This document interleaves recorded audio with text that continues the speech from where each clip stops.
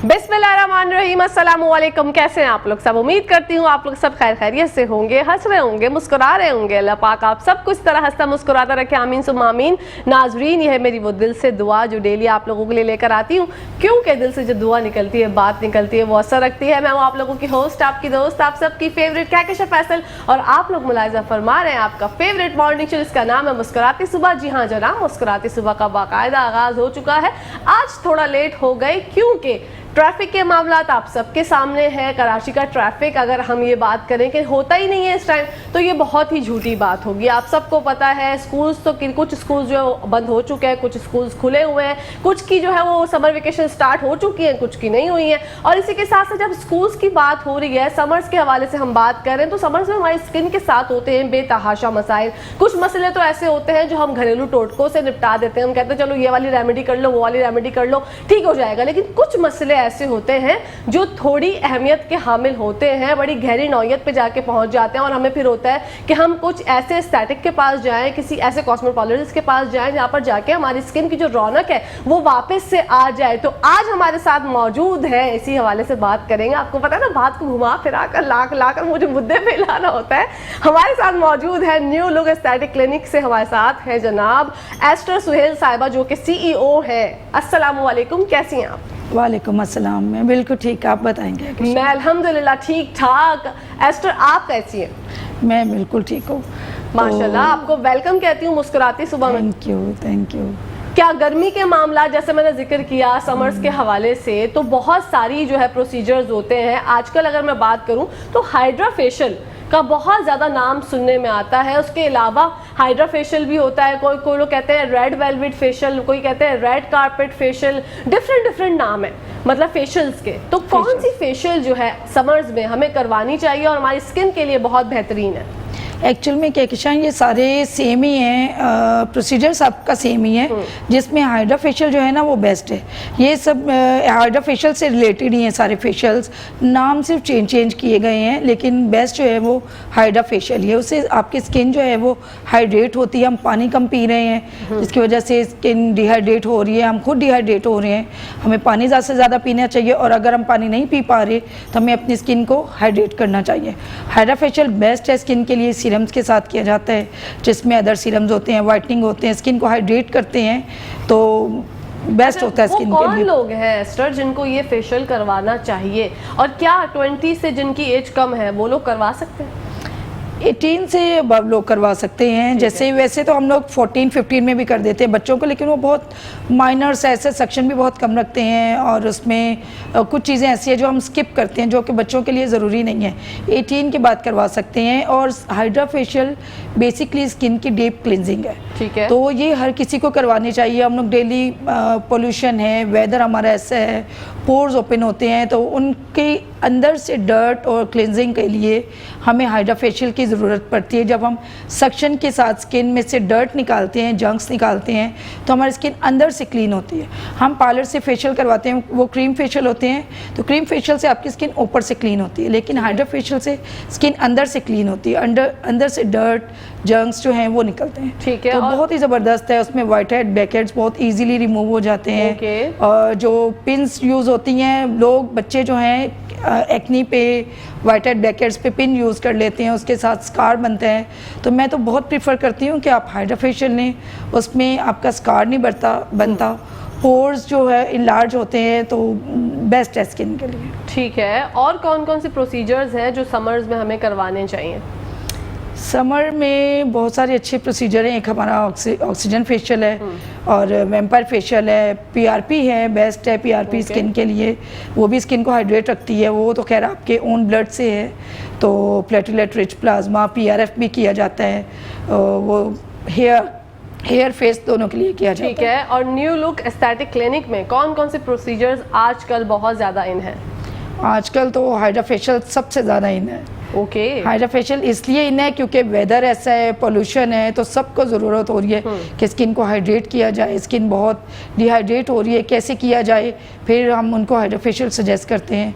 Hydra facial, oxygen facial, photo facial है, photo facial for skin tightening and brightening है। Okay. तो ये हम सारे रेकमेंड करते हैं। अच्छा, कुछ लोगों के मिसकंसेप्शंस होते हैं कि हम जो है अगर हाइड्रा फेशियल या कोई सा भी फेशियल करवाएंगे किसी भी एस्थेटिक क्लिनिक से तो हमारी स्किन लूज हो जाएगी, या इक्विपमेंट्स जो हैं वो हमारी स्किन को और ज़्यादा कहीं सैगी ना कर दें, लूज ना कर दें। तो इन बातों में कुछ सदाकत है या ये सिर्फ मिथ्स है? ये डिपेंड करता है कि आप करवा रहे हैं तो आपको नॉलेज होनी चाहिए। ठीक है। अगर देखिए आजकल इंटरनेट का दौर है तो आप सर्च करके जाएं, आपकी स्किन को जो टूल्स यूज़ किए जा रहे हैं उनकी नीड है भी कि नहीं। अगर एक्नी है तो एक्नी पे आपको कोल्ड हैमर की नीड है, और अगर आपकी एक्नी है और हम बाज़ दफ़ा मैंने देखा है कि आरएफ भी कर दिया जाता है, जबकि आरएफ हीट प्रोड्यूस करता है, तो हीट नहीं लगानी चाहिए एक्नी पे। जब हम हीट एक्नी और पिगमेंटेशन पे भी दे देते हैं तो ज़ाहिर सी बात है चीज़ों के साइड इफ़ेक्ट आते हैं। तो इससे जो हमारा क्लाइंट है या जो लोग कहीं से करवाते हैं तो वो डिसअपॉइंट होते हैं कि ये क्या है कि हमने तो हाइड्रा फेशियल तक करवाया था ताकि हमारी स्किन अच्छी हो, तो ये तो और एक्नी पॉपअप हो गई है और पिगमेंटेशन और इनहेंस हो गई है, स्किन बहुत ज़्यादा और लूज़ हो गई है। ठीक है। तो ये टेक्निक्स होती हैं करने वाले के ऊपर भी, आप किससे करवा रहे हैं, कैसा करवा रहे हैं। आपको खुद भी नॉलेज होनी चाहिए कि अगर करने वाला आपको सही गाइड कर रहे हैं कि आपके ये इश्यूज़ हैं तो आप उसी वैसा ही करवाएं। ठीक है। ऑयली स्किन के लिए कौन सी फेशियल्स बेस्ट है? ऑयली स्किन के लिए बेस्ट तो यही है हाइड्रा फेशियल, और हमारा एक ऑक्सीजन फेशियल है, बहुत बेस्ट है। अच्छा, ये ऑक्सीजन फेशियल में क्या डिफरेंस है? हाइड्रा फेशियल में स्किन क्या को difference है? ऑक्सीडाइज करता ठीक है। है। और वैम्पायर फेशियल का भी आपने नाम लिया। Vampire facial like deep microneedling है। Okay. स्किन को रिजुवनेट करता है। Okay. और कोलेजन एक्टिव करता है, स्किन में टाइटनिंग आती है उससे, तो वो फॉर एंटी एजिंग वो बहुत बेस्ट है। ओके, एंटी एजिंग के लिए वो बेस्ट है, वो करवा Best है। सकते हैं। अच्छा, ये डिफरेंट नाम जो रख लिए गए बिल्कुल, हैं, बिल्कुल। तो इससे अट्रैक्शन होती है क्लाइंट को, अट्रैक्शन इसलिए होती रखे? है, बिल्कुल। ओके, मतलब रेड वेलवेट, वैम्पायर, मतलब ऐसे नाम सुन के दिल चाहता है कि अच्छा ये कैसा है, हम इसको ट्राई करते हैं। इसको लोगों try में करें, क्यूरियोसिटी बिल्कुल, होती है ना, ऐसा ही इस है। वजह से ये बहुत अच्छी बात है। नाज़रीन, आप लोगों को भी अगर लगता है कि आपको अपनी स्किन पर अब मसाइल जो है बेशुमार है और कुछ ना कुछ करवा लेना चाहिए या कोई सजेशन चाहिए, तो आप रब्ता कर सकते हैं हमारी एस्टर से और इनके पास जा सकते हैं न्यू लुक एस्थेटिक क्लिनिक पर, और वहाँ पर जाके अपनी स्किन, अच्छा जो भी आपके पास आते होंगे क्लाइंट कस्टमर, तो आपसे पूछते होंगे कि हमारी स्किन के हवाले से देख कर बताइए कि हमें कौन से प्रोसीजर करवाने चाहिए, तो आप किस तरह से गाइड करती हैं? तो सबसे पहले हम उनकी काउंसलिंग करते हैं, कंसल्टेशन करते हैं, देन फिर उनको सजेस्ट किया जाता है कि आपको क्या चाहिए। कुछ लोग होते हैं कि जैसे खुद से डिसाइड करके आगे कि हमें ये करवाना है, तो फिर जब हम लोग स्किन देखते हैं या मैं स्किन देखती हूँ, देन मैं डिसाइड करती हूँ कि मुझे इनका सबसे पहला प्रोसीजर क्या करना चाहिए। ठीक है। कि मुझे अच्छा नहीं लगता कि हम पेशेंट को पहले घुमाएं, मेडिसिन दें, प्रोडक्ट दें। बेहतर है आप डायरेक्ट उस चीज़ पे लेके आएँ जिस पे पेशेंट का जो है जल्दी फ़ायदा हो, और घूमना नहीं चाहिए पेशेंट, क्योंकि प्रोडक्ट इतनी जल्दी असर नहीं करती, स्पेशली आजकल के दौर में। वो तो होम केयर है ना, आप पहले ट्रीटमेंट करवाएं उसके बाद होम केयर करें। बिल्कुल। कुछ वीडियोस भी आप देख सकते होंगे, स्क्रीन पर चल रही होंगी। पीआरपी की भी एक वीडियो है जो कि एस्टर ने भेजी है, वो भी आप देख सकते हैं किस तरह से होता है, और एक बुटॉक्स की वीडियो आपने जो है वो भेजी। बुटॉक्स पेनफुल होता है? इतना नहीं, उसका मटेरियल ऐसा होता है कि सेंसेशन होती है, ठीक है। जस्ट तो वो पेनफुल नहीं इतना होता। तो पहले उस जगह नम को- करके ओके। फेस को नम करके लोकल देके देन वो किया जाता है। अच्छा। कोई भी प्रोसीजर है ना, हमारे सारे जितने भी प्रोसीजर है सिवाय हाइड्रा फेशियल या फेशियल्स के अलावा सारे इंजेक्टेबल प्रोसीजर में पहले फेस को नम किया जाता है, देन प्रोसीजर किस स्टार्ट किया चीज से जाता नम है। किया जाता है? लोकल एनेस्थीसिया देख के, क्रीम ठीक है। बेस होती हैं या इंजेक्टेबल ओके। में हाँ, है। क्योंकि मुझे पता है कि जब कोई हमें सर्जरी वगैरह करानी होती है तो एनेस्थीसिया, क्लोरोफॉर्म, उससे हम बेहोश हो जाते हैं। बिल्कुल, लेकिन बिल्कुल। अब जब स्किन पे कुछ इस स्किन तरह को का भी बेहोश करा रहे हैं, करना पड़ता तो है। स्किन को बेहोश करने के लिए आप उसको किसी क्रीम से, क्रीम से। जिससे एनेस्थीसिया होता है, उसके अंदर से बेहोश बिल्कुल, करते हैं। बिल्कुल। ठीक है, तो वो फिर तो कुछ पता नहीं चलता बिल्कुल होगा। भी पता नहीं चलता। थोड़ा बहुत जैसे कि पीआरपी है, पीआरपी प्लेटलेट रिच प्लाज्मा है, तो जब आपको प्लाज्मा इंजेक्ट किया जाता है और रिच कोई चीज़ इंजेक्ट की जा रही होती है तो उसकी जस्ट सेंसेशन होती है, ठीक है। थोड़ी थोड़ी सी बर्निंग, हल्का सा पेन आप फील करें, वो भी अगर कोई फील करे तो वो होता है या फर्स्ट सेकंड सेशन में।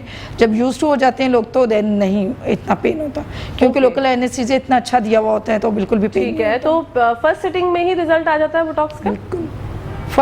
बोटॉक्स वैसे भी 1 सेशन है या ओह। टचअप 10 डेज के बाद देते हैं हम लोग। अच्छा, टचअप में क्या होता है? टचअप में ये है कि अगर हमने फाइन लाइंस आपकी कवर की हैं तो उसमें कुछ आपको रह गया है कि अभी ये नहीं हुआ, या क्रॉप फिट किए हैं हमने, आपकी बनी लाइंस की हैं, फ्रॉन लाइंस की हैं, तो इसमें अगर आपको थोड़ा बहुत रह गया है कि कुछ हमें और चाहिए, क्योंकि हम अंडरडू रह के काम करते हैं ना, कि बोटॉक्स ऐसा प्रोसीजर है फ़ौरन पूरा उसमें नहीं करते, तो मैं अंडरडू करती हूँ, फिर 10 डेज़ के बाद दोबारा टचिंग करती हूँ, बस फिर वो 6 मंथ तक चलता है। Very nice. कितने लोगों पर टीम मुश्तमिल है एस्टर आपकी? कितने लोग आपके साथ काम करते हैं? माशाल्लाह काफ़ी सारे लोग हैं हमारे पास, मेरे स्टाफ्स हैं, जो फीमेल स्टाफ है मेरे पास, और मेल हैं हमारे वेंडर्स वगैरह जो कि हमारा साथ देते हैं बहुत सारी चीज़ों में। मैं खुद हूँ, हमारी डॉक्टर एक और हैं हमारे साथ, वो भी डर्मेटोलॉजिस्ट हैं, डॉक्टर मेरीन होती हैं, ठीक है, वो भी मेरे साथ होती हैं। अच्छा, कुछ ऐसे पेशेंट्स और क्लाइंट्स आते होंगे जिनका कहीं और से कुछ करवा के आए प्रोसीजर और वो ख़राब हो गया, देन अगर आपके पास आते हैं तो फिर उस चीज़ को किस तरह से हैंडल और टैकल करती हैं? ये वैसे तो जो किसी का प्रोसीजर ऐसा होता है बहुत मुश्किल होता है उसको हैंडल करना, कि बिल्कुल होता है, बहुत सारे ऐसे लोग हैं जो हमारे पास आते हैं, फिर उसको ये है कि ये प्रोसीजर्स मैजिकल नहीं होते। मैजिक नहीं है कि मैं अभी एकदम करूँगी और मैजिक हो जाएगा, कि एकदम अगर आप वाइटनिंग करवाने आए हैं तो एकदम गोरे हो जाएंगे। तो मैं यही गाइड करती हूँ कि ये मैजिक नहीं है, ये ट्रीटमेंट है, स्लो प्रोसीजर्स हैं और इनका स्लो रिजल्ट आएगा। ठीक है। तो बहुत सारे ऐसे हमारे पास आते हैं, फिर उनको गाइड करके फिर लेके चलना पड़ता है। तो माशाल्लाह से मैं 12 ईयर से इस फील्ड में हूँ, तो मेरे ऐसे पेशेंट हैं जो बहुत सेटिस्फाई हैं, और जो अगर कहीं और से भी आते हैं तो माशाल्लाह से बहुत सेटिस्फाई होते हैं माशाल्लाह। अच्छा, किसी को अगर सजेशन देना हो या किसी को आना हो आपके पास, उनकी स्किन पे कुछ मसाइल हो जो वो चाहते हो कि आपसे डिस्कस करें, तो वो किस तरह से आपके पास आ सकते हैं और आपसे आके बात कर सकते हैं? उसके अलावा आप उनसे प्रीवियस हिस्ट्री वगैरह जानती हैं कि ब्लड प्रेशर तो नहीं है, शुगर तो नहीं है? बताइए। बिल्कुल, मैं टेस्ट करवाती हूँ सबसे पहले। जैसे लेट सपोज अगर मैंने PRP ही करवाना है किसी का, तो सबसे पहले हम उसका CBC LFT करवाते हैं, ताकि हमें पता चले प्लेटलेट हैं कितने, ठीक है, आपका HP है कितना। अगर प्लेटलेट होंगे तो हम प्लेटलेट रिच प्लाज्मा आपको इंजेक्ट करेंगे ना। जब आपके प्लेटलेट्स ही नहीं हैं तो आपको रिजल्ट भी नहीं आएगा, क्योंकि PRP का जो रिजल्ट है वो आपके अपने ब्लड के ऊपर ही, आपके प्लेटलेट अच्छे निकलेंगे तो आपको रिजल्ट अच्छा मिलेगा। ठीक है। और वो कौन लोग हैं जिनको PRP करवानी चाहिए, और PRP किस लिए होती है? PRP तो बहुत सारे पर्पज़ के लिए होती है, फॉर वाइटनिंग भी है, फॉर एंटी एजिंग भी है, फॉर डीप स्कार्स भी है। उसके करने के तरीके अलग हैं। अगर इंजेक्टेबल है हम कर रहे हैं, फॉर एंटी एजिंग कर रहे हैं, अगर माइक्रोनीडलिंग के साथ कर रहे हैं, डीप स्कार्स के लिए कर रहे हैं, पॉपअप जो एक्नी छोटी छोटी हुई होती है मिलिया के लिए, उसके लिए कर रहे हैं। डीप स्कार्स के लिए तो खैर बहुत सारे सेशन लेने पड़ते हैं, तो उसको डीप माइक्रोनीडलिंग के साथ किया जाता है, स्पेशली जिसे मैं वैम्पायर फेशियल कह रही हूँ। तो वो डीप जो एक्नी स्कार्स, जो बच्चे जो है एक्नी उनको होता है टीन एजेस में, तो वो उसको पिन कर लेते हैं, या नेल से लड़कियां जैसे उसको कर लेती हैं, तो एक्नी जो है वो अपना स्पेस जो बना चुकी होती है तो वो स्कार छोड़ देती है। अगर हमने उसको पिन कर दिया, हमने उसको ट्रीट नहीं करवाया, उसको बर्न नहीं करवाया, अंदर से हम जो कुछ मेडिसिन है वो देते हैं, स्टेरॉइड्स वगैरह, एंटीबायोटिक्स वगैरह, तो अगर वो नहीं करवाया, आपने ऊपर से उसको नेल के साथ वो कर दिया, तो उसका स्कार बन जाता है। स्कार जो है फिर बहुत टाइम लेते हैं फिलअप होने में, लेकिन हो जाते हैं। लेकिन बेहतर ये है कि आप जो लड़कियां देख रही हैं जिनको एक्नी प्रॉब्लम है, मैं यही कहूँगी कि एक्नी को तो बिल्कुल छेड़े नहीं, बहुत सारे ट्रीटमेंट करने पड़ते हैं, फिर कहीं जाके ये क्योर होती है, अदरवाइज तो इतनी जल्दी वो नहीं होती क्योर। ठीक है। स्कार्स जो बन जाते हैं, स्कार्स को फिल करना बहुत मुश्किल है। और जिसको एक्नी है वो कौन सा प्रोसीजर करवा सकती है, कौन सा फेशियल करवा सकती हैं? हमारे पास बहुत सारी चीज़ें हैं, जिसमें हाइड्रा फेशियल भी है, वो फिर एक्नी पे जाके हम लोग करते हैं, एक्नी फेशियल पे जाके, जिसमें हम लोग उनको सैलिसिलिक एसिड देते हैं, पील भी है सैलिसिलिक एसिड, वो भी करते हैं, और बहुत छोटे छोटे से ऐसे प्रोसीजर्स हैं वो किए जाते हैं। एक्नी को इतना वो नहीं किया जाता, ठीक है, ट्रीट नहीं उस तरह से नहीं किया जाता, मेडिसिन दी जाती है ज़्यादातर, आइसोटेटिनॉल दे दी, पील कर दिया और हाइड्रा फेशियल कर दिया, बस ये चीज़ें हैं। अच्छा, हमारे यहाँ पर आजकल भी मैं यही देख रही हूँ कि लोगों को गोरा होने का जो है वो बहुत शौक है, तो आप देखती हैं आपके पास पेशेंट्स आते हैं कि हमें ग्लूटाथायोन के टैबलेट्स दे दीजिए, या ग्लूटाथायोन के इंजेक्शंस लगा दीजिए, या वो वाइटनिंग के इंजेक्शंस जो होते हैं उसका जो प्रोसीजर होता है वो कर दीजिए, ऐसे पेशेंट्स आते हैं? बिल्कुल आते हैं, आजकल तो बहुत लोगों को क्रेज़ है। और दूसरा ये कि मैं ये बोलूँगी कि ग्लूटाथायोन जो है सिर्फ वाइटनिंग नहीं है, एक अच्छा एनर्जी बूस्टर भी है। ठीक है। क्योंकि उसमें जब हम कॉकटेल बना के डाल रहे होते हैं, विटामिन सी डाल रहे होते हैं, तो आपकी एनर्जी बूस्ट होती है। जब आपकी एनर्जी बूस्ट होती है, आप खुद ब खुद ग्लो करना शुरू करती हो, तो देन वो वाइटनिंग की तरफ जाता है। तो सिर्फ ये वाइटनिंग इंजेक्शन नहीं है, ये आपको अच्छा एनर्जी भी देता है। जब जाहिर सी बात है आप एनर्जेटिक होंगे, आप खुद ब खुद ग्लो करेंगे। तो मैं तो इसको एनर्जी बूस्टर कहती हूँ, मैं तो इसको बिल्कुल वाइटनिंग नहीं कहती हूँ। मैं कहती हूँ जाहिर सी बात है जब इंसान खुश होता है, आप में एनर्जी आती है, तो आप खुद ब खुद वाइट भी होते हैं, ग्लो भी करते हैं। वाओ, तो आपने एनर्जी बूस्टर नाम रखा हुआ है। बिल्कुल, वेरी नाइस, बड़ा अच्छा नाम रखा है आपने। और ये बताइएगा कि कितने टाइम तक ये प्रोसीजर करवाना होता है, कितनी सिटिंग्स होती हैं जब आप एक बड़ी प्यारी सी गोरी रंगत और फ्लॉलेस स्किन पा लेते हैं? इसके सेशंस लेने पड़ते हैं और डिपेंड करता है कि हमारे पास किस टोन में आ रहा है क्लाइंट। तो 14-15 सेशन है, बाज़ दफ़ा 20 सेशंस भी हैं। फिर ये चीज़ें ऐसी हैं कि इनको मेंटेन रखना बहुत ज़रूरी है। ठीक है। तो जैसे 14 सेशन आपके हो गए, 10 सेशंस हो गए, फिर आप इसको मंथ में एक बार इसको आप इसका मेंटेनेंस सिटिंग जो है वो आप ले सकते हैं। अच्छा, और पहले मैंने सुना था बड़े अजीब अजीब बातें होती थी कि जो जिसने वाइटनिंग इंजेक्शन या एनर्जी बूस्टर लगवाया हुआ है वो धूप में नहीं जा सकते। नहीं, केयर तो करनी पड़ती है, क्या केयर तो हर चीज की करनी पड़ती है। तो मतलब नहीं जा सकते? जाएं, लेकिन सनब्लॉक लाजमी लगाएं। सनब्लॉक से दोस्ती पे आपको अगर स्टैटिक क्लिनिक जाना है तो आपको सनब्लॉक से दोस्ती करनी पड़ेगी, क्योंकि हम कोई भी ट्रीटमेंट करते हैं, केमिकल पील करते हैं, PRP, हाइड्रा फेशियल, कुछ भी करें, हम कहते हैं सबसे पहले आप अपना सनब्लॉक जो है वो रखें, उसको यूज़ करें। किचन में भी, क्योंकि फिर किचन में नहीं जाना से स्किन पंक्चर हुई है। अब किचन में तो जाहिर सी बात है जाना पड़ता है, हम भी करवाते हैं, हमें भी जाना पड़ता है। बिल्कुल। फिर साथ में आइसिंग रखो, साथ में आप सनब्लॉक यूज़ करें। तो सनब्लॉक बहुत ज़रूरी है लाइफ में। अच्छा, सनब्लॉक कौन सा होना चाहिए? जेल फॉर्म में होना चाहिए या लिक्विड फॉर्म में होना चाहिए या क्रीम फॉर्म में होना चाहिए? क्योंकि लोग कंफ्यूज हैं, वो उनको स्वेटिंग होती है और वो इस वजह से जो है वो सनब्लॉक अवॉइड करते हैं कि नहीं भाई सनब्लॉक लगाते ही पसीने बह जाते हैं फेस पे से। सनब्लॉक है तो बहुत अच्छे अच्छे मार्केट में आए हुए हैं। तो जेल फॉर्म वाले जो हैं वो एक्नी के लिए ज़्यादा बेहतर होते हैं। ठीक है। तो हमारे पास बहुत अच्छे आए हुए होते हैं, जैसे कि ब्लॉकोसन वगैरह, SPF 60 है, तो वो वेट कर देते हैं, वो ऑयल बेस्ड नहीं है।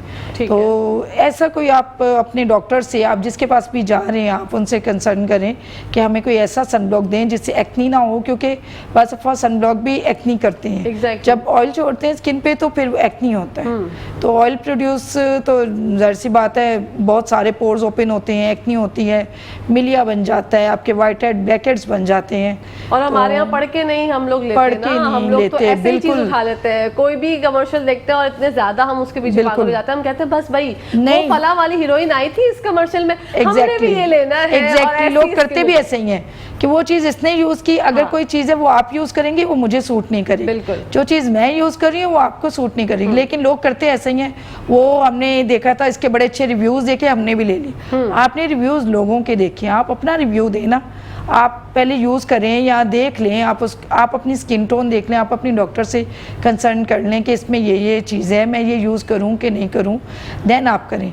क्योंकि अभी जो लास्ट कुछ ईयर पहले ये जो बहुत सारी क्रीमें चली थी स्टीरॉयड की, लोगों ने अपनी स्किन इतनी थिन कर ली हुई है। अभी भी चल रही है एस्टर, वो अभी भी चल रही है वैसे, लेकिन अब थोड़ा बहुत लोगों में ना कुछ हद तक अवेयरनेस आ चुकी है।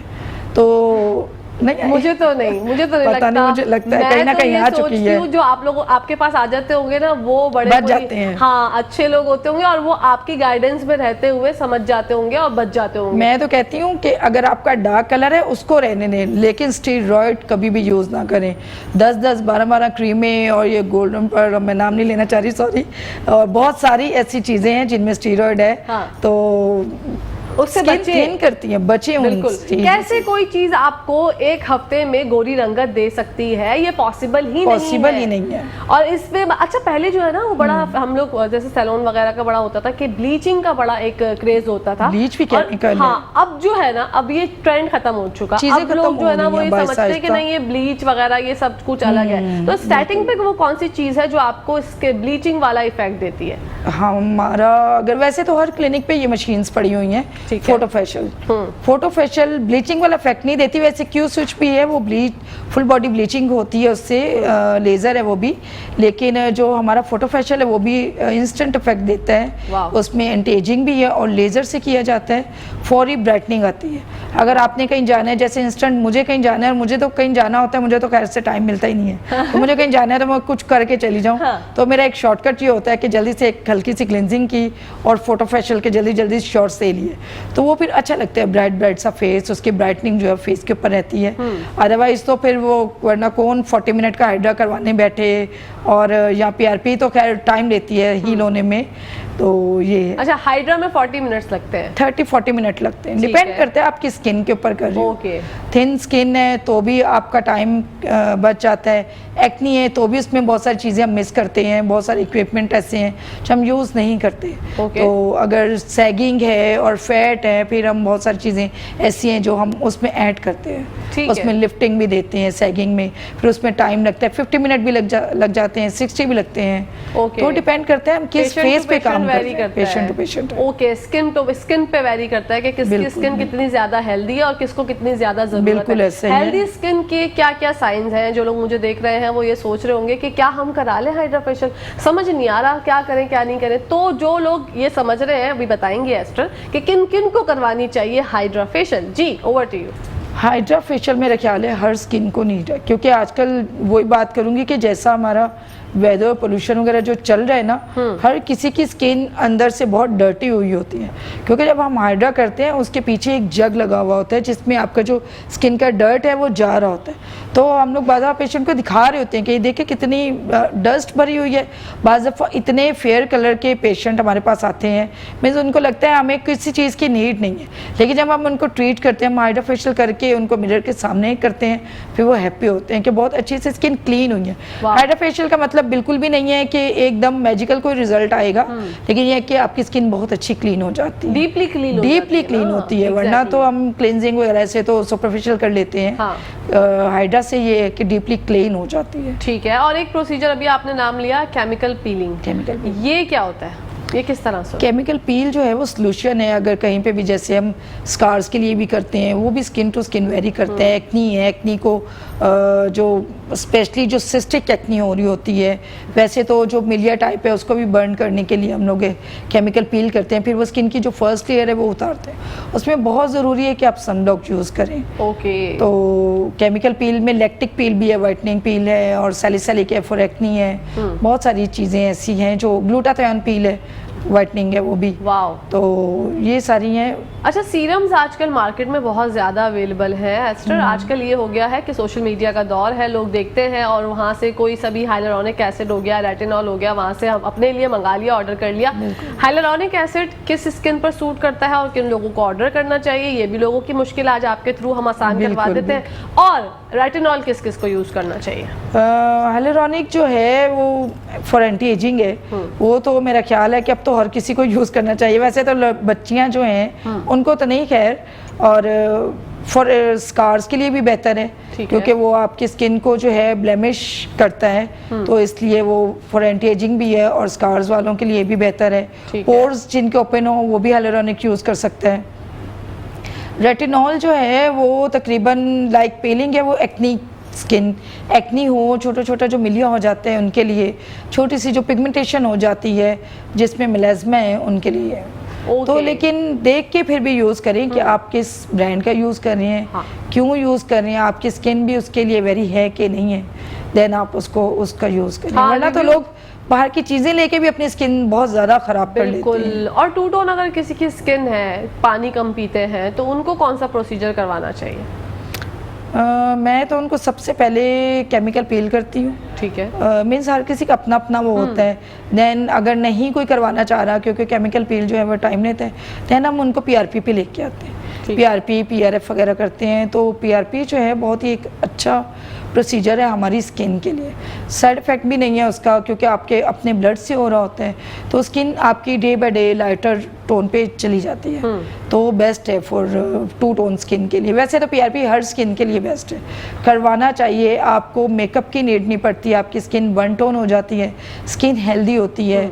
और जैसे डार्क सर्कल में भी बहुत ज़बरदस्त उसका वर्क है पीआरपी का। तो लोग बाज़ दफ़ा ये कहते हैं कि डार्क सर्कल है या डीप आइज हो रही हैं तो हमें फिलर्स कर दिए जाएं।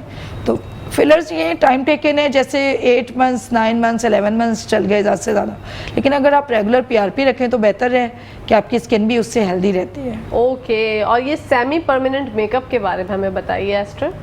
सेमी परमानेंट मेकअप जो है आजकल जो चल रहा है, जिसमें हम लोग आईब्रोज कर रहे हैं, लाइनर कर रहे हैं, लिप पिगमेंट कर रहे हैं, ये मोर देन 2 years रहता है। वाओ। और आपको ज़रूरत नहीं है कि आप मेकअप कहीं करके जाएं। जैसे अगर मैंने अपनी आईब्रोज बनाई हुई हैं तो मुझे नीड नहीं है कि मैं अगर जाऊं भी कहीं तो मैं मुंह धो के कहीं पे भी चली जाती हूँ। और हम लोग लाइनर भी कर रहे हैं, लोग करवा भी रहे हैं, लिप पिगमेंट कर रहे हैं। लिप पिगमेंट में ये होता है कि लाइट सा आपको ऐसा लगता है जैसे आपने लिपस्टिक लगाई हो। ठीक है। तो ये बहुत ही, बल्कि मुझे तो ये बहुत अच्छे प्रोसीजर लगते हैं। मुझे तो होता है कि कहीं जाएं तो मेकअप की नीड ना हो, बस रेडी हो, मुंह धोएं और जाएं। होता किस तरीके से है ये, और ये क्या ये पेनफुल है? थोड़ा पेनफुल है, लेकिन वो भी ये वही बात करूँगी कि नमिंग करके लोकल दे के देन वो स्टार्ट करते हैं। 2 to 3 hours का प्रोसीजर होता है, बाज़ दफ़ा 1 hour भी लगता है। अगर किसी के लिप्स जो हैं वो लाइट हैं तो जल्दी हो जाता है, 1 hour में भी हो जाता है, वरना 2-3 hours में होता है। नीडल के साथ होता है। अच्छे कलर्स हैं हमारे पास, जैसे ब्रांड के कलर हैं मैं यूज़ करती हूँ। तो फिर उसको पेनिट्रेट किया जाता है स्किन की फर्स्ट लेयर में, और ये चलता है आपका 2 years, more than 2 years। Wow. और कुछ लोग जो है करवाते हुए डरते हैं, ब्लश भी कर रहे हैं। Wow, blush, why, very good. मतलब मेकअप की बात होती है तो बस मैं वेकअप हो जाती हूँ, बहुत ज़्यादा वेकअप हो जाती हूँ। जी जी एस्टर, कंटिन्यू कीजिए। और अगर लाइनर पे बाज़ दफ़ा ये होता है कि लोग कहते हैं कि जी अगर लाइनर करवा लेंगे तो कहीं हमें डेथ वगैरह पे भी जाना पड़ जाता है। हाँ। तो लाइनर लोग कम करवाते हैं, लेकिन अच्छा लगता है लाइनर, वो मर्ज हुआ हुआ होता है ना, तो वो बेस्ट होता है वो। मैं तो कहती हूँ करवा लेना चाहिए, कि इतना वो नहीं लगता। लेकिन ये है कि कुछ लोग करवाते हैं, कुछ नहीं करवाते। लेकिन आईब्रो लिप पिगमेंट तो हर कोई करवा ले। ठीक है। फेशियल, अनवांटेड फेशियल हेयर्स पे लेजर ट्रीटमेंट हुआ करता है, अभी भी होता है, पहले भी होता था हमारी, जब मैं, मुझे याद है मैं 7th क्लास में थी, मेरी एक दोस्त ने बताया था कि मेरी मोमानी जो है वो लेजर ट्रीटमेंट करवा रही हैं अपर लिप्स पे और आईब्रोज पे। तो ये बताइएगा कि ये इसकी कितनी जो है वो सेटिंग्स होती हैं, और उसके बाद आपके परमानेंट बाल जो है वो अनवांटेड हेयर, फेशियल हेयर्स गायब हो जाते हैं, फिर ज़रूरत नहीं पड़ती है, कभी आते ही नहीं है? ऐसा है कि अगर आपने अपने सेशंस ले लिए, जैसे आपको आपकी डॉक्टर ने बोला आपका बाल देख के, जैसा भी आपका हेयर है, थिन है, थिक है, 7 to 8 इसके सेशंस होते हैं। अगर तो 7 to 8 सेशन आपने ले लिए, फिर वही बात करूंगी कि हर चीज़ को मेंटेनेंस की ज़रूरत होती है। तो बाल आपका आता नहीं है, लेकिन बाल परमानेंट ख़त्म भी नहीं होता, क्योंकि इसका ताल्लुक हमारे हार्मोन से होता है।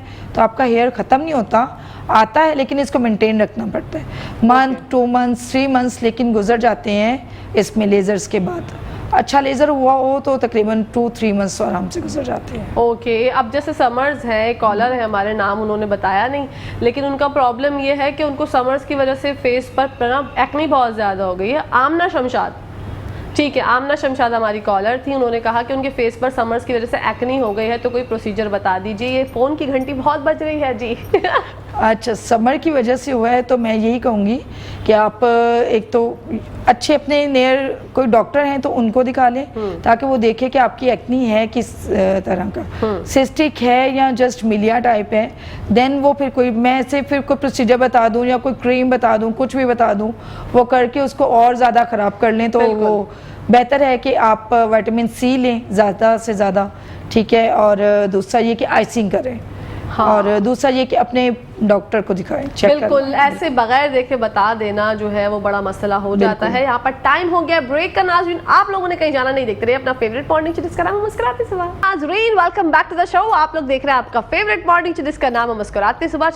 एस्टर, एक बड़ा अहम मसला मेरे दिमाग में जो है वो गर्दिश करता रहता है बहुत दफ़ा, क्योंकि ये जो है ये मेरी आंखों देखी बात है, मैं खुद ही यानी शायद हूँ, क्योंकि ये मसला मेरे साथ है कि मेरे हाथों का कलर जो है वो बहुत ज़्यादा फेयर कॉम्प्लेक्शन है, और फेस का कलर जो है वो मैं सांवली सलोनी सी लड़की हूँ। तो मैं कौन सा प्रोसीजर करवाऊं, या ऐसा क्यों है, ये कौन सी जो है एक बीमारी है? मुझे लगता है कि क्योंकि अक्सर अमूमन ऐसा होता है कि फेस जो है वो फेयर होता है, हाथ और पैर जो है वो थोड़े से टैन होते हैं, लेकिन मेरा उल्टा हिसाब है। तो इसके लिए क्या करना चाहिए? इसके लिए यही है कि आपको ये अच्छा सा ट्रीटमेंट करवाएं, जैसे हाइड्रा करवाएं। जैसे अगर आप कह रहे हैं कि आपको ये इशू है, तो मैं कहूँगी कि डेली शायद आपका मेकअप का इशू है, तो ये वही है बचपन कि से है मेरे साथ। अच्छा, बचपन से है। यस, मैं अपनी अम्मा से पूछती हूँ ऐसा क्या किया था मेरे साथ, मुझे जरा बता दे, कौन सा बदला लिया था आपने मुझसे। मेरे सब भाई, मैं इकलौती हूँ, मेरे 3 भाई है माशाल्लाह, किसी के साथ ये प्रॉब्लम नहीं है, सिर्फ मेरे साथ ये प्रॉब्लम है कि मेरा फेस जो है वो टैन है और हाथों का कलर जो है और पैरों का माशाल्लाह बहुत साफ है, और मुझे इसकी वजह से बहुत ज्यादा, अभी भी देखे ये फेयर है और ये कॉम्प्लेक्शन का बहुत फर्क है। तो ये क्यों होता है कि कोई क्या सिस्टम आउट हो गया बॉडी का, या कुछ सेल्स का जो है वो सिस्टम आउट है, क्या इसके पीछे लॉजिक क्या है? हार्मोन डिसबैलेंस होते हैं, लेकिन अगर आपका बचपन से है तो फिर आप बस कोई ना कोई ट्रीटमेंट करवाएं, जैसे कुछ भी करवा लें, लाइक पीआरपी, वाइटनिंग करवा लें, तो वो 1 टोन हो जाएगी सारी, फुल जो बॉडी का कलर है ना 1 टोन पे आ जाएगा। आप कुछ ही सेशन लेंगी तो आपको अच्छा रिजल्ट आ जाएगा, वरना पीआरपी पे चली जाएं, पीआरपी ज़्यादा बेस्ट है। ओके, तो वो करवा लेंगे, फिर आपकी पूरी जो स्किन है 1 टोन हो जाएगी आपके हाथों के साथ। और देखें जरा, ऑन एयर बैठ के कोई बताता है ऐसे अपने बारे में? मैं तो बस भाई खुली किताब, मैं कहती हूँ कि मेरे नाजरीन और मैं, हम लोग एक फैमिली ड्राइंग रूम में बैठ के गप्पे लड़ा रहे हैं, और ये मेरे साथ जो जो मसले हैं, आप लोग जो भी मेरा मॉर्निंग शो देखता है उसको मेरी जिंदगी के बारे में हर कोई मसला पता होगा। कहीं ऐसा कोई होगा लाइव शो में पूछेंगे कि आकाशा के साथ क्या मसला है स्किन पे, लोग फटाक से बोलेंगे हाँ हाँ हमें पता है, उनके हाथों का कलर फेयर है और फेस का कलर जो है वो टैन है। लेकिन ऐसा कभी आपने कोई और पेशेंट देखा, या मैं ही एक वाहिद जो आपको मिली हूँ? नहीं, अब आप तो कह रही है ना कि आपका बचपन से है, तो लेकिन लोगों ने स्किन का जो कलर है ना इसलिए भी बाज़ दफ़ा ख़राब किया, और वही चीज़ें यूज़ करके हाँ। और स्टीरॉयड यूज़ करके फिर उसको हम अपने तरीके से हैंडल करते हैं। जैसे ट्रीटमेंट करते हैं, कोई भी केमिकल पील कर दिया, पीआरपी कर दी, फेशियल्स दे दिए, जिसकी भी इसको नीड होती है। ठीक है। और जो बहुत ज़्यादा सनबर्न हो जाता है, क्योंकि आजकल जो है लोग सी साइड पे, हॉग्स बे पे, वाटर पार्क पे बहुत ज़्यादा जा रहे हैं और अपनी स्किन की खूबसूरती को बहुत बढ़ा कर आ रहे हैं, तो जब सनबर्न हो जाता है, सन टैन हो जाता है, तो उसको किस तरह से रिमूव होता है और कौन सा प्रोसीजर करवाना चाहिए उसके लिए? उसके लिए बेस्ट है कि आप अगर फेस का है सिर्फ, तो आप हाइड्रा फेशियल भी ले सकते हैं, उसमें भी क्लीन हो जाता है, या आप केमिकल पील ले लें, वो बेहतर है कि आपका जो टैन है वो रिमूव हो जाता है ऊपर से। ठीक है। तो आपकी स्किन प्रॉपर जो 1 लेयर है वो उतर जाती है, लेकिन उसके बाद आपको और केयर करनी पड़ती है, क्योंकि आपकी स्किन की फर्स्ट लेयर उतर गई ना, तो आप उसके ऊपर सनब्लॉक लाजमी लगाएं। सनब्लॉक इसलिए कहूँगी क्योंकि अगर हमारी स्किन की कुछ ही तो लेयर्स हैं, 3 तो लेयर्स हैं, तो उसमें से भी अगर एक एक करके हम उतार लेंगे तो बहुत ही थिन होती जाती है। जैसे कि कुछ क्रीम्स वगैरह यूज़ कर करके थिन करते जाते हैं, फिर जो वेन्स है हमारी, जो स्पाइडर वेन्स है, वेरिकोज वेन्स है, वो नज़र आना शुरू होती हैं। तो आप सनब्लॉक लाजमी यूज़ करें, और कहीं पे भी जाएं सनब्लॉक का लाजमी यूज़ करें। जैसे आजकल गर्मियों का सीज़न है तो सब लोग आ जा रहे हैं, तो सनब्लॉक को हर वक्त बल्कि अपने पर्स में रखें, अपने पास रखें, अपने पॉकेट में रखें, ताकि आपकी स्किन में ऐसी कोई चीज़ हो ही ना, क्योंकि सनबर्न भी जब हो जाता है तो स्किन बहुत मुश्किल से कवर होती है वापस। ठीक है। अच्छा, लोगों को समझ नहीं आता कि किस तरह से जो है ना वो सनब्लॉक को अप्लाई करें, खास तौर पे लड़कियां। लड़कों को तो मेकअप करना नहीं होता, उनको तो सनब्लॉक लगाया वो चले गए, लेकिन लड़कियां जिनको बेतहाशा कोटेड करना होता है, अपने बेस लगानी होती है, एक जो है वो टोन बेस की लगानी है, फिर कॉम्पैक्ट लगाना है, तो क्या सबसे पहले सनब्लॉक अप्लाई करें? सबसे पहले सनब्लॉक अप्लाई करें, और कोई भी सनब्लॉक है आपने कहीं पे भी जाना है, आप 20 मिनट या 15 मिनट पहले यूज़ करें, क्योंकि सनब्लॉक की वर्किंग ही तब स्टार्ट होती है। अगर आप बिल्कुल दरवाजे में खड़े होकर लगा रहे हैं तो फिर वो वर्क नहीं करता। फिर अब आप कहें कि शायद मेरा सनब्लॉक अच्छा नहीं है, मेरी स्किन फिर भी टैन हो गई है, मैं लगा के निकली हूँ तो फिर भी टैन हो गई है, तो बेहतर उसका तरीका कोई भी अच्छा सनब्लॉक लें और उसको 15 to 20 मिनट पहले अप्लाई कर लें अपने फेस के ऊपर, देन आप अपनी बाकी तैयारी शुरू करें। ठीक है। या आपने अगर ऐसे भी जाना है, लड़के हैं जैसे ऐसे सिर्फ सनब्लॉक लगा के जाना है, 20 मिनट पहले आप अप्लाई कर लें, बाकी चीज़ें कर लें, फिर आप घर से निकलें, तो फिर वो बहुत अच्छा वर्क करता है, और 2 to 3 आवर्स तक आपकी स्किन जो है वो कवर रहती है। मतलब 2 से 3 घंटे जो है उसका काम जारी और सारी रहता है, उसके बाद वो इफेक्ट करना छोड़ देता है। ये जो गलती करते हैं ना हम लोग कि हम 8-8 घंटे तक सनब्लॉक लगा के रखते हैं, वो भी गलत है। बिल्कुल ऐसा ही, कोई भी सनब्लॉक है 3-4 घंटे ही चलता है, इससे ज़्यादा नहीं चलता। हमारी स्किन को नीड होती है, स्वेटिंग भी होती है, वो वैसे भी निकल जाता है। अगर हम इस खुशी में रहें कि जी लगा हुआ है तो हम 8 घंटे भी निकाल लेंगे, तो वो नहीं होता। आप फेस वॉश करें, अगर आपके पास कोई ऐसी जगह है, वो अपने ऑफिस में है, आप अपने किसी भी वर्क पे हैं, आप वर्क प्लेस पे हैं, आप फेस वॉश करें, दोबारा से अप्लाई कर लें। ठीक है। तो फेस वरना वॉश तो- के बारे में भी जानेंगे कि कौन सा फेस वॉश यूज करना चाहिए। और आप मुझे ये बता दीजिए कि एड्रेस जो नाज़रीन अभी देख रहे हैं, नंबर तो स्क्रीन पे चल रहा है, लेकिन उनको ये जानना है कि आपका एड्रेस क्या है क्लिनिक का, ताकि वो बआसानी आप तक पहुंच सके। एड्रेस जो मेरा कार्ड पे था वो तो हम लोगों ने भी चेंज किया है। एड्रेस हमारा DHA फेज 7 एक्सटेंशन है और सादी लेन 1 4C बिल्डिंग 2nd फ्लोर, ठीक है। Near by Roots pharmacy. Roots pharmacy के पास तो बिल्कुल वो उसके अपोजिट है। जो लोग नंबर भी देख रहे हैं, नंबर से भी कांटेक्ट करेंगे तो फिर आप गाइड भी कर देंगे इंशाल्लाह। टाइमिंग्स क्या है? टाइमिंग हमारी 2 to 10 है, ठीक है। आफ्टरनून में रखी है। वही बात है कि हम जैसे ट्रीटमेंट करते हैं तो आपको बोलते हैं आप किचन में ना जाएं, आप धूप में ना जाएं, तो आफ्टरनून की इसलिए रखी क्योंकि फीमेल को आना बहुत इजी हो जाता है, खाना बना के हर चीज़ करके फिर धूप ही चली जाती है फिर आते हैं। वरना तो अक्सर लोग जैसे ट्रीटमेंट करवाया और जितना भी मना कर लो तो जाहिर सी बात है जाना तो घर है ना, तो धूप में से गुजर के ही जाना है, बिल्कुल। तो वो फिर कहीं ना कहीं उन चीज़ों के साइड इफ़ेक्ट्स हो जाते हैं। तो इसलिए मैं हमारी जो टाइमिंग है वो आफ्टरनून की है, 2 से 10 बजे तक की है। ठीक है, दैट्स वेरी गुड। क्या क्या हेल्दी स्किन की निशानियां हैं जो लोग देख रहे हैं, उन्हें लगता होगा कि हमारी स्किन कैसी है, और क्या ऑयली स्किन के बेतहाशा फ़वाइद हैं या ड्राई स्किन उसके मुनासबत से बेहतर है? ऑयली स्किन के फ़वाइद हैं, ठीक है। वो इसलिए क्योंकि आपका कोलेजन रहता है, आपका फैट जो है वो रहता है, और इतना भी फैट नहीं होना चाहिए कि अगर हम कहें कि बहुत ही हो जाए तो जो आपके तेल की नदियां नहीं बहनी चाहिए, तेल की ऑयल नदियां इतना नहीं ना बहनी हो, चाहिए। हर चीज जो है ना वो मुनासिब बैलेंस होनी चाहिए। हाँ, इतनी exactly। ड्राई भी नहीं होनी चाहिए क्योंकि जितनी ज़्यादा ड्राई स्किन होगी ना उतने आपके रिंकल्स जल्दी आएंगे, हाँ, ये आपको problem। एजिंग का मसला जल्दी होगा, फिर आप भागेंगे फिलर बोटॉक्स थ्रेड के लिए। तो कुछ लोग होते हैं ना जैसे बहुत ज़्यादा वर्कआउट कर लेते हैं और कहते हैं जी हमारा तो फुल बॉडी का जो थोड़ा सा भी फैट है ना वो भी निकल जाना चाहिए। तो Okay। फैट होना ज़्यादा ज़रूरी होता है, कोलेजन होता है उसके अंदर, तो वो एक्टिव रखता है आपको, आपकी स्किन को Okay। टाइट रखता है। That's very nice. मुझे आपसे मिलकर बहुत अच्छा लगा और 1 घंटा कहाँ मुझे भी चला गया बहुत पता अच्छा नहीं लगा चला। आपसे बहुत मिलकर। शुक्रिया एस्टर, इंशाल्लाह जिंदगी रही तो फिर मुलाकात। बिल्कुल।